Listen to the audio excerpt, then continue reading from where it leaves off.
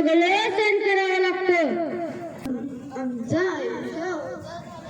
शेत आमचं पण पीक कुणाच्या कळत नाही.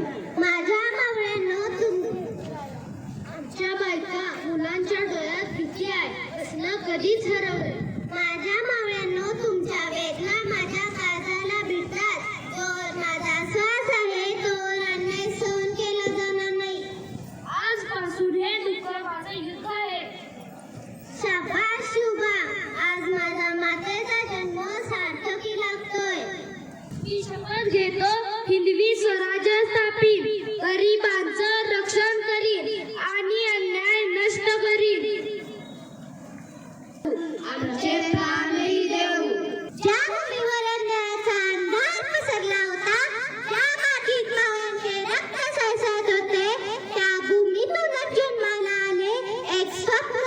सह्याद्रीच्या छातीत कोरलेलं आशा, की ते दगड नाही, धगधगते संकल्प उभे आहेत. प्रसंग दुसरा, रायरेश्वराचे मंदिर. एक गोष्ट सांगू का? हो राजे, सांगा. आमचे वडील शहाजी राजे विजापूरचे सरदार आहेत. त्यांनीच आम्हाला येथील जहागिरीचा अधिकार दिला. पण गड्यांनो, मला यात मुळीच आनंद वाटत नाही. सुलतानाच्या वतनदारीवर आपण संतुष्ट राहावे का? दुसऱ्यांच्याच ओंजळीने आपण पाणी प्यावे का? आपल्या चारही बाजूला अनेक परकीय राजवटी आहेत. त्यांच्या युद्धामध्ये आपली माणसे नाहक मरतात. कुटुंबाच्या कुटुंबे देशोधडीला लागतात. इतके सोसूनही आपल्या पत्री काय तर गुलामगिरी. सांगा, तुम्हीच सांगा, वतनाच्या लोभाने आपण असे चालू द्यायचे का?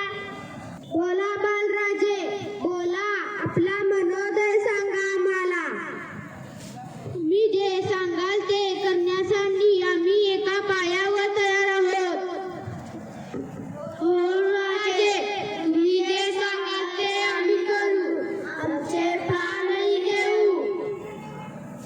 गड्यांनो, आपला मार्ग ठरला. आपल्या ध्येयासाठी आपण सर्वांनी झटायचे, सर्वांनी खपायचे, सर्वांनी प्राण अर्पण करायलाही तयार व्हायचे. आपले ध्येय म्हणजे हिंदवी स्वराज्य.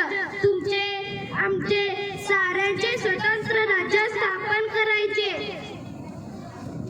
उठा, या रायरेश्वराला साक्ष ठेवून आपण प्रतिज्ञा करू. स्वराज्य स्थापनेसाठी आम्ही आमचे सर्वस्व वाहणार.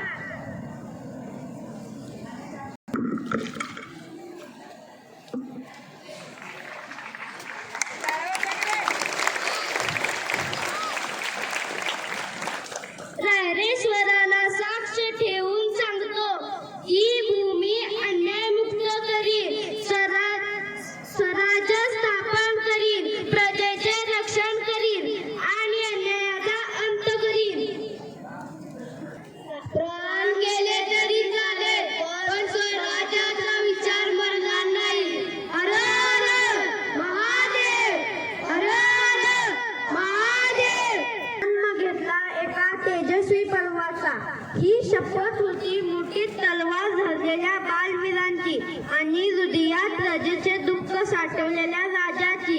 आज रायरेश्वर साक्षी आहे, उद्या अखंड महाराष्ट्र साक्षी असेल की या एका शपथेतून हिंदवी स्वराज्याचा सूर्योदय झाला.